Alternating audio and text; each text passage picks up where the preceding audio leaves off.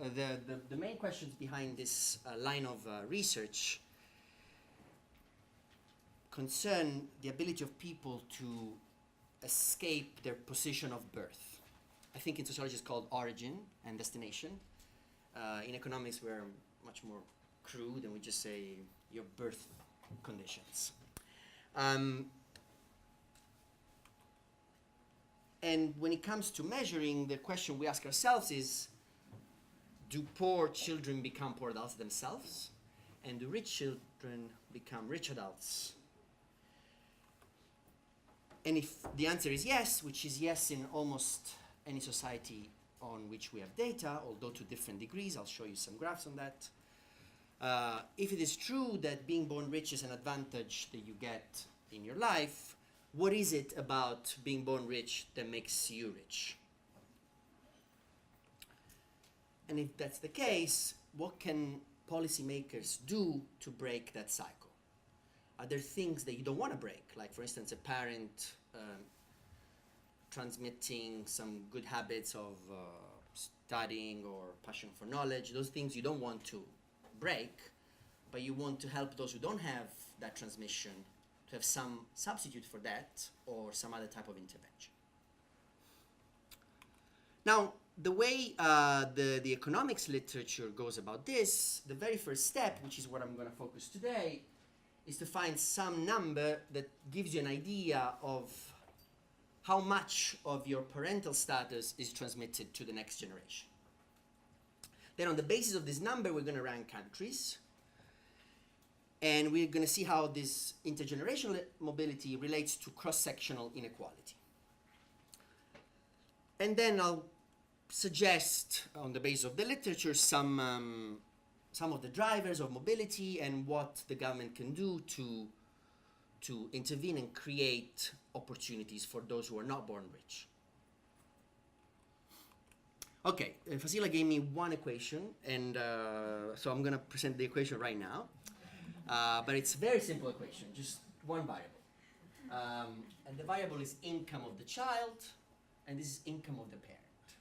And what this equation is saying is, what is this beta coefficient here, what is the effect that the income of the association, actually I should say, the association between the income of the parent with the income of the child, right?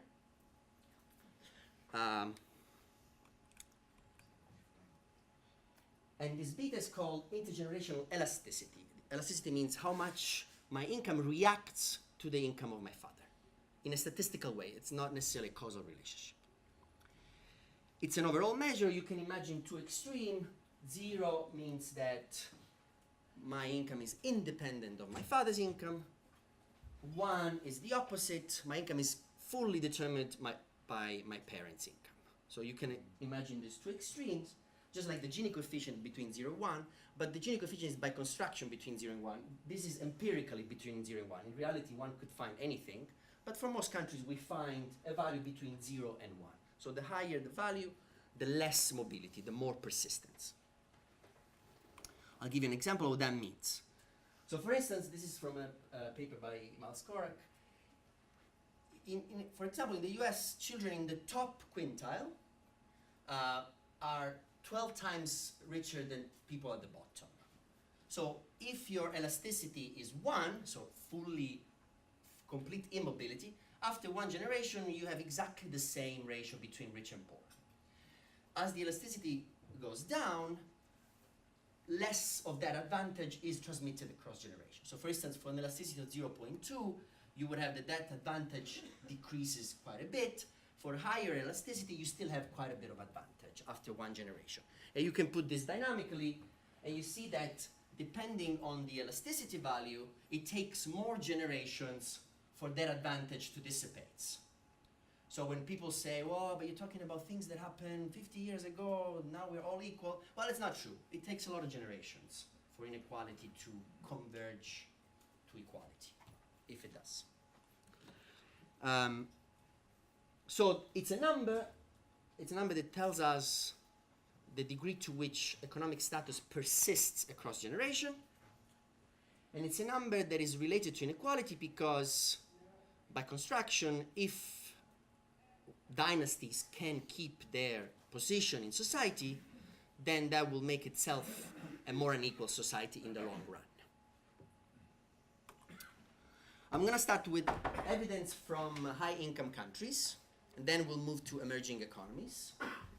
So you see there is quite a bit of variation in this beta value across countries.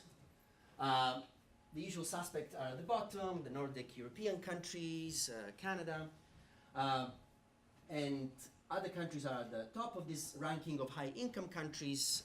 The United States especially has received a lot of attention in this literature, largely because the perception of mobility was quite high among Americans. If you asked Americans whether everyone can become rich and we all have the same opportunities and through hard work you can get to the top, the so-called American dream. And well, the data show us that it is a dream, meaning that it's not something that is realistic. It's something that only a few people can achieve.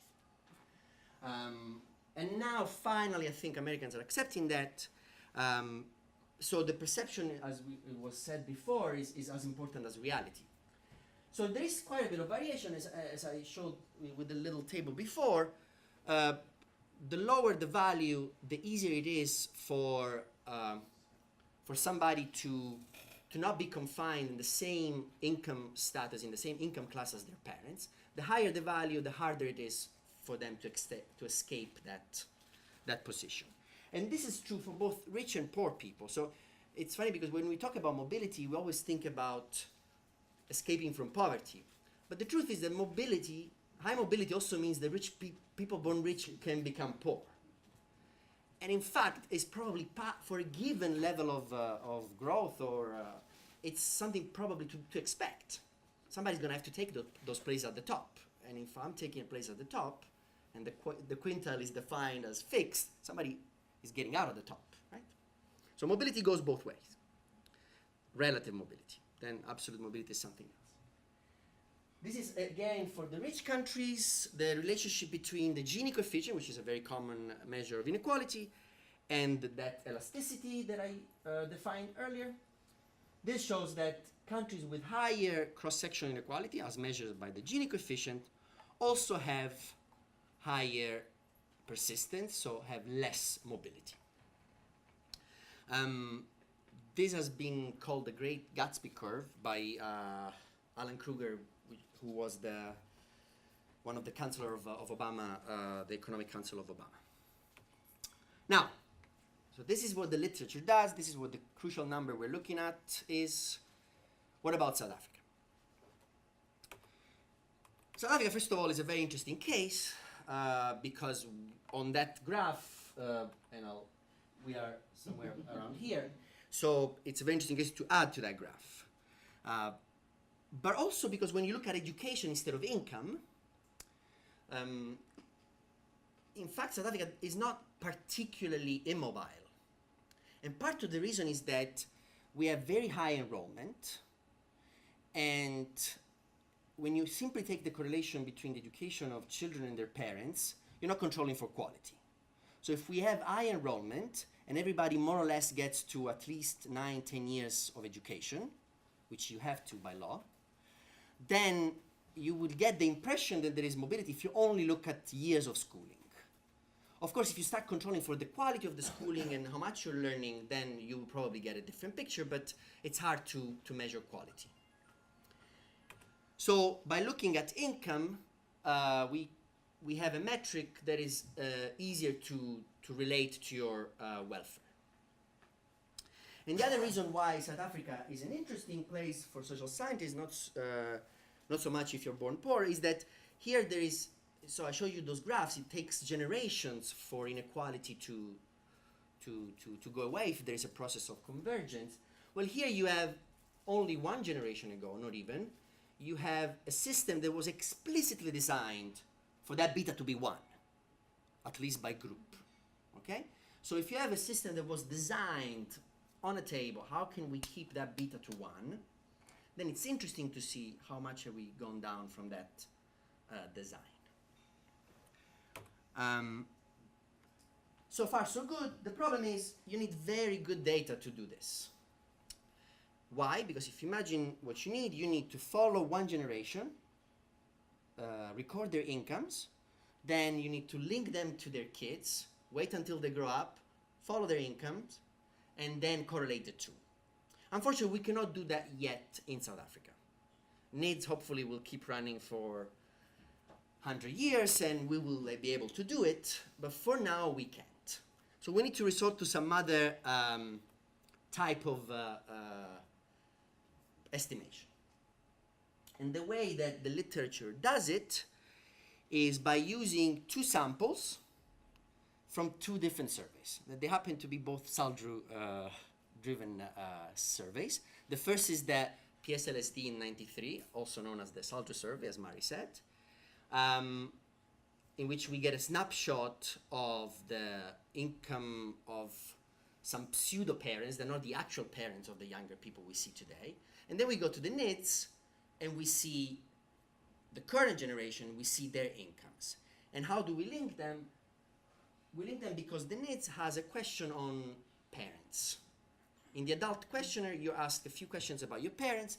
The two questions that help us are parental education and parental occupation. So on the basis of these responses that people give about their parents, we then go back to the 93 survey and estimate what people with those characteristics were earning in 93. So in a sense, we are imputing parental income on the basis of what the children are recollecting today. So if I say that my father had a matric and he was a clerk in a bank, then I go back to the SALDRU survey of 93, see what clerks with matric were earning, and I impute that income to my father. Okay? And then I correlate the two. So by doing this, we can get a number for South Africa.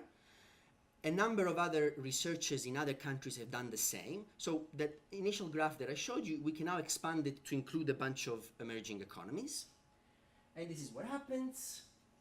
So the usual suspects are still up there, the Denmarks and the Swedens of the world. And then as you go down, you get to more emerging economies. And unfortunately, South Africa, together with Brazil and other Latin American countries, is up there in terms of persistence. Here, I'm actually using the paper, not from the number, not from my paper, but from the paper by Mari, Vimal, and Arden, I think.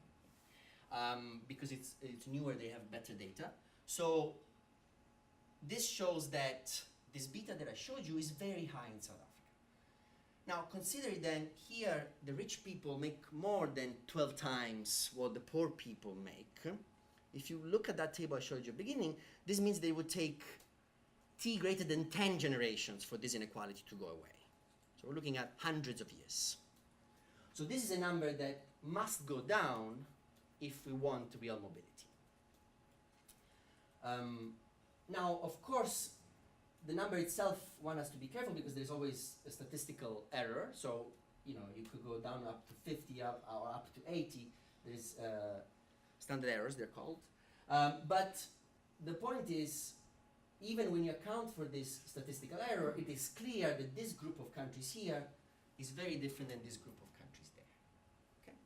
Now, if you add this to the fact that cross-sectionally we are also fairly unequal, then, cross-sectionally also is unequal, then this means that we need to do something to sort of break this cycle. Now, the beta is just one number and doesn't tell us what happens across the distribution.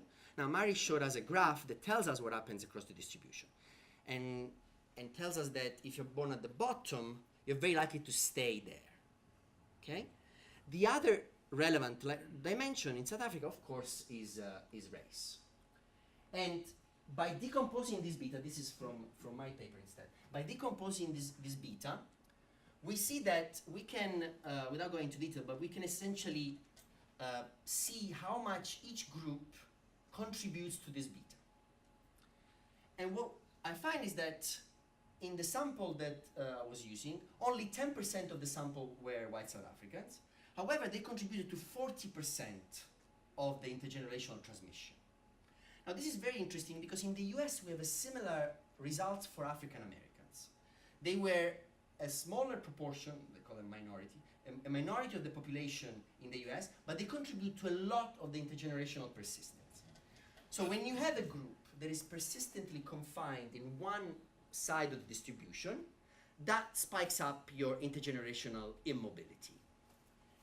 Of course, the difference here is that in the American case, that minority group is at the bottom of the distribution and consistently confined there. And here, the minority group is at the top of the distribution and persistently there. So this is an interesting result because it shows that group mobility, or group persistence in this case, contributes to bring up this number.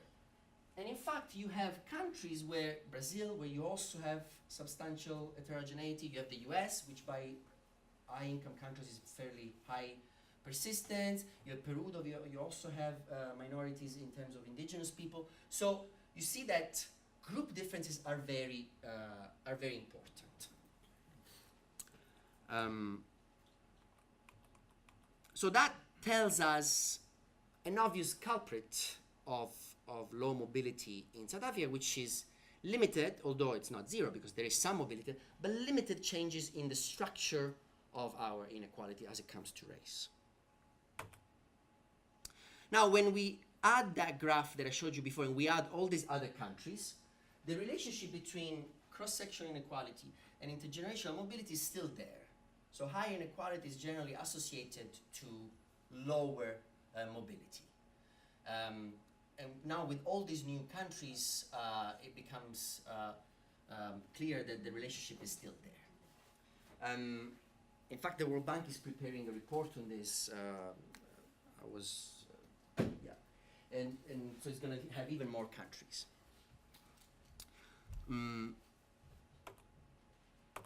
Now, this is what the situation is. Now I'm going to do the last part of my presentation is more speculative, well, informed by the literature, but more speculative on what we can do about it. So there is a number of reasons why we would expect inequality to be related to mobility. And this can work through several channels. Obviously, sort of first order channel is redistribution itself, how much we take from the rich and give to the poor. But then is the labor market. Mari showed us that a substantial portion of inequality comes from labor market earnings. So the labor market is an obvious place where to look for solutions. Then of course we have welfare system, segregation, geographic segregation, especially in South Africa. And then I'll give an assist to the presentations later on behavioral mechanisms as well. So, redistribution. Fiscal policies is probably the number one tool that governments have to reduce inequality. That same tool can also be used to reduce persistence, or to increase mobility. Now, what is the problem here? And we see that in political economy model as well as in elections outcomes. The problem is that if you think that you're rich because you work hard and you deserve it, you will oppose redistribution.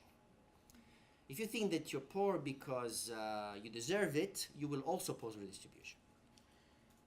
And the problem is that we're humans and we tend to convince ourselves of things that don't make us feel bad. So if you're very rich, it's very hard to tell yourself that you're rich because you're lucky. You want to believe that you're very good. And a version of this is cognitive dissonance, but I'm not a psychologist. But the point is that you try to convince yourself of things that don't make you feel bad. And so it's very hard to convince rich people to redistribute because they work hard, they work 14 hours a day, and they think they deserve every penny of it. So one of the reasons why this literature is important is because if we can show that at least some portion of our privilege is inherited from the past, whether it's an explicit past like South Africa or other type of past in other countries, then that could help redistributive platforms for governments. So by informing people of the origin of inequality, rather than just the number, hopefully that can change public opinion towards redistribution. Unfortunately, the world seems to be going in the other direction, but this is one thing we can do. And this is where perceptions come in. so the perceived level of mobility is actually more important than the actual. So there's this nice paper by Alesina and others on comparing different countries in the world. And it's not the actual level of mobility that is correlated to preferences for redistribution, it's what people think mobility is. And then again, you have Americans who think that mobility is on average higher, which means that they have less of a demand for redistribution. So I don't know what the policy implication is for this. I don't know, give leaflets to people of real mobility, I'm not sure. But I guess what I'm trying, the take-out message from this is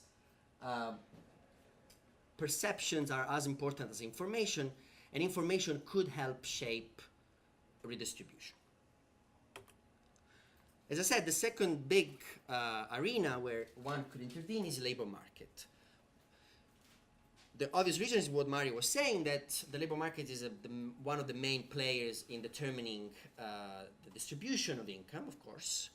And if the labor market rewards advantages rather than skills, then you have a problem. And you have a problem not just because it's unfair, it's also inefficient, right? So if you wouldn't want a doctor to be there just because his father was a doctor.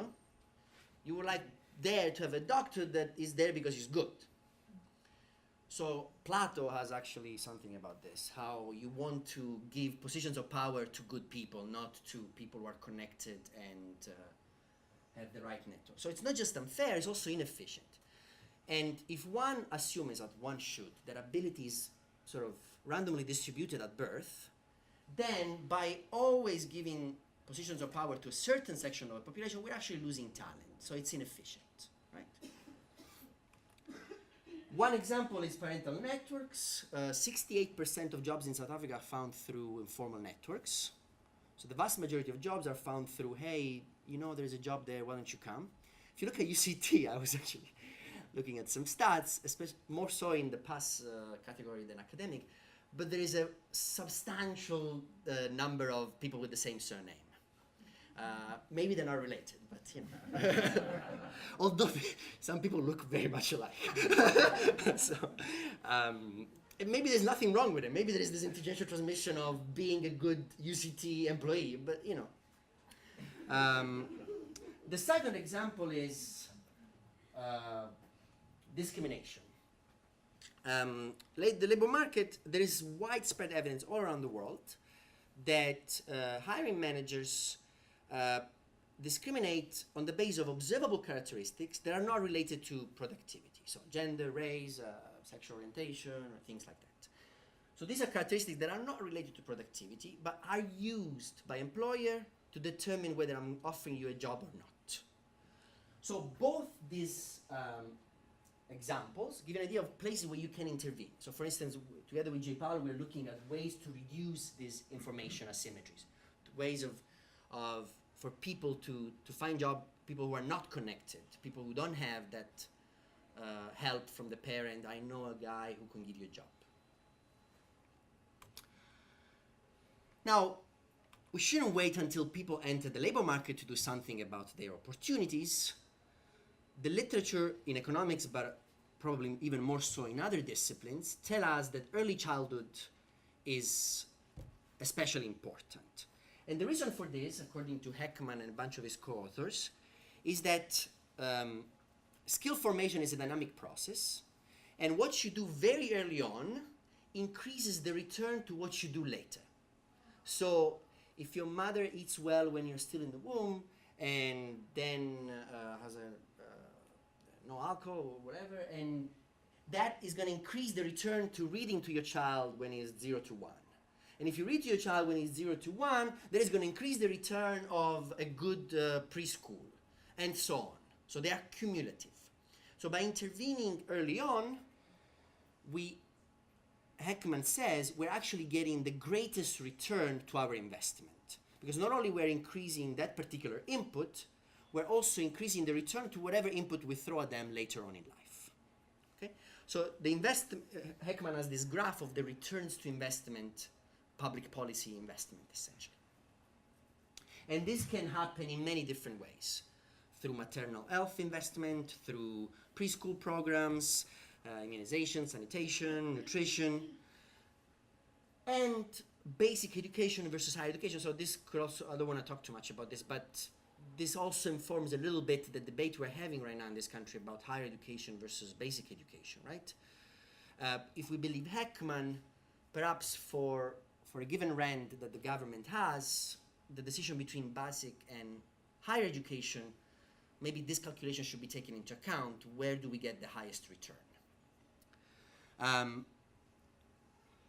Also because by creating a citizenship that has at least a level of human capital through the basic compulsory schooling, that has all sorts of knock-on effect on a number of other things: health, crime, civic engagement, and things like that.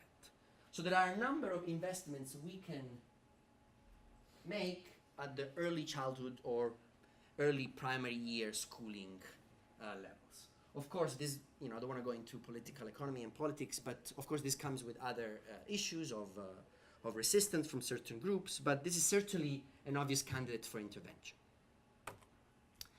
Another thing that South Africa could use is some intervention that take into specific account the geography of inequality.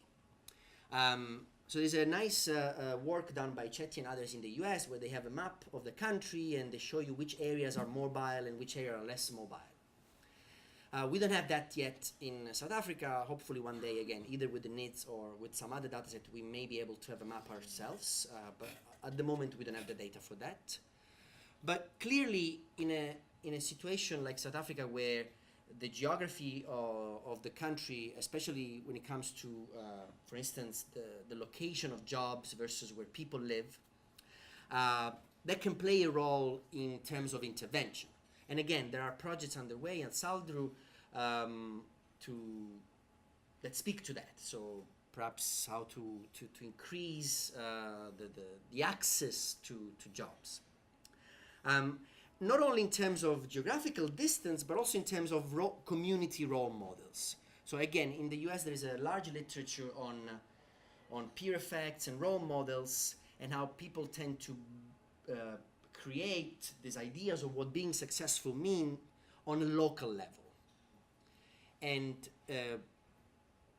here, something similar could be happening, where you create your own version of what it means to be successful based on some type of local hierarchy, which could be at the level of the township, could be at some other level, and then doesn't necessarily lead you to behaviors that are consistent with you being lifted out of poverty. For instance, if I think that my best shot to be lifted out of poverty is to win a reality context on TV, then I may invest less in education.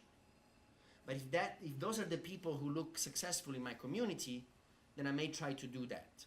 Or if I think that being successful, as it happens in many situations in South Africa and abroad, means having a lot of money because I'm a drug dealer or something like that, then I will try to invest in that, because we're humans, we respond to incentives.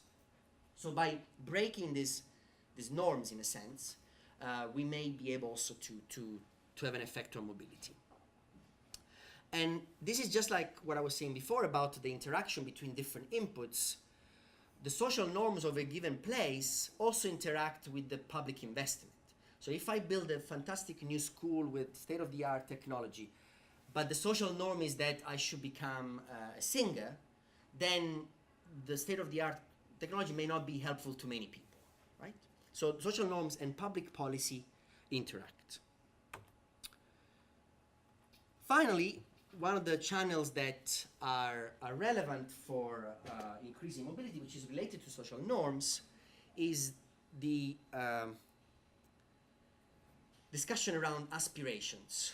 I think Malcolm is going to talk a little bit about that later. But there is again widespread evidence around the world that your parental background is highly correlated to the aspirations you have. I remember as a child speaking to different people from different socioeconomic backgrounds, and in my own little survey as a child, I could see that. So the child of the doctor would more likely to say they want to become a doctor. The child of the truck driver more likely say they want to become some type of blue-collar worker. So and aspirations are very important because, again, they determine the motivation towards certain type of activities as a child. But aspirations alone is not enough. We could successfully, I don't know how, maybe through some type of public campaign, raise aspirations of people, but if there is not a psychological intervention that comes with it, you could try to change my aspirations, but if my experience consistently tells me that there is no way I'm getting out of this, if my experience consistently tells me everyone I know is either in jail or unemployed, then I could have all the aspirations of the world, but it takes a lot of self-motivation to get out of that. So obviously, again, that's another reason why inequality in itself creates persistence, because if inequality is perceived as inevitable, then again, I don't have a reason to even put effort, which reinforces the stereotype, oh, the poor are poor because they're lazy.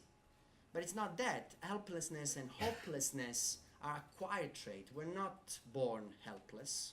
We acquire helplessness. So those are interventions. I'm actually surprised there is no more of this in South Africa. There is no more, maybe there is and I'm not aware of. Actually, I should qualify my statement. More psychological interventions at the level of poor communities.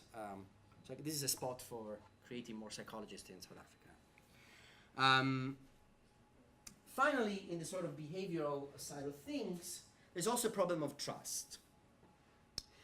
Again, if my experience consistently tells me there are a certain group of people, which in South Africa tends to be highly correlated also with race, but it doesn't have to be, it could be just social class. But if my experience tells me that a certain group of people consistently maintains their status, and my group of people is essentially blocked to reach that status, and that creates a lack of trust. A lack of trust has problems on stability, crime, political violence, and things like that. So there are a number of dimensions over which, I guess this last point is to say that reducing immobility, so creating opportunities, it's a very selfish policy. We're not doing it because we're good human beings. We should be doing it to protect the social pact. If there is any, I don't know. All right, so to conclude, you know, by the way, the children born every day in South Africa have very different life prospects. So there's about 3,000 children per day, I think. About 2,000 of these children that are born today, we can predict statistically that they will be poor. And they're just born. They haven't done anything. So equality of life chances is a very strong concept everyone can relate to.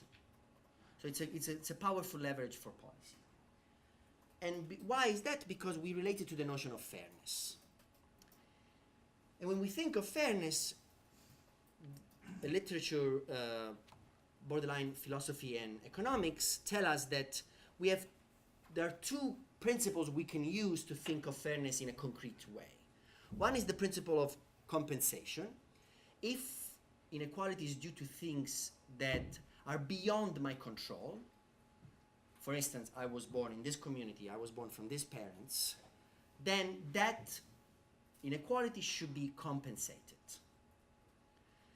which is the whole notion of privilege and lack of privilege.